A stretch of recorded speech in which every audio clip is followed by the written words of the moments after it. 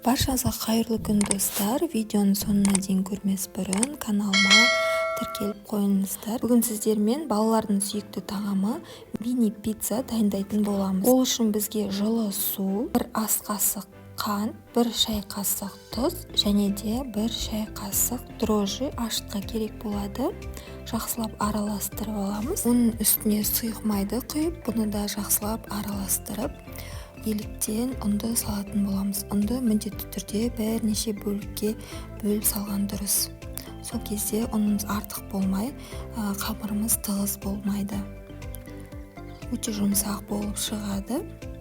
Осылай барлық ұнды салып, ең соңында 1 шай қасық сұйық майымызды жағып, бетін пищевая пленка немесе целлофанмен орап, жылы жерге 1-1,5 сағатқа қамыры көтерілгенше қойып қоямыз.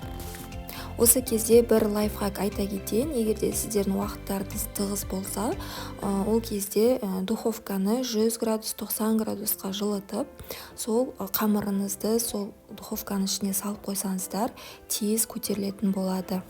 Мен духовкаға салған жоқпын, бірақ та менің қамырым 1 сағаттың көлемінде осылай 2 есеге көтеріліп шықты. Енді барлығын бірдей бөліктерге бөліп аламыз. Мен бірдей бөліктерге бөлдім. Менде 15 дана шықты. Енді барлығын противенге жайғастырып аламыз. Бетін жауып, тағы да 10-15 минутқа ортасына салатын салмасын дайындап алғанша бетін жауып қоя тұрамыз.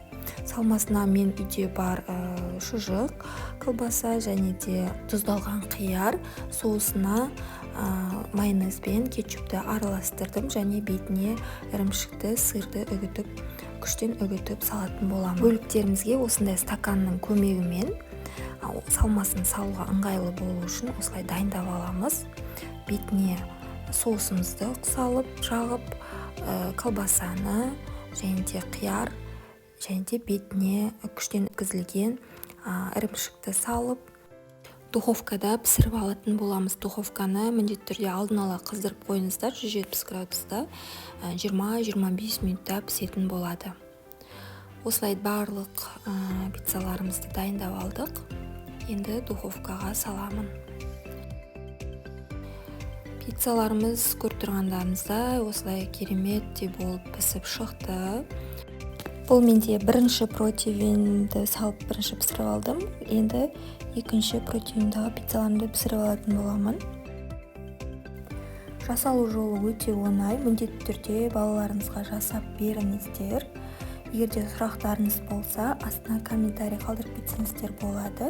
Міндетті түрде жауап беруге тырысамын.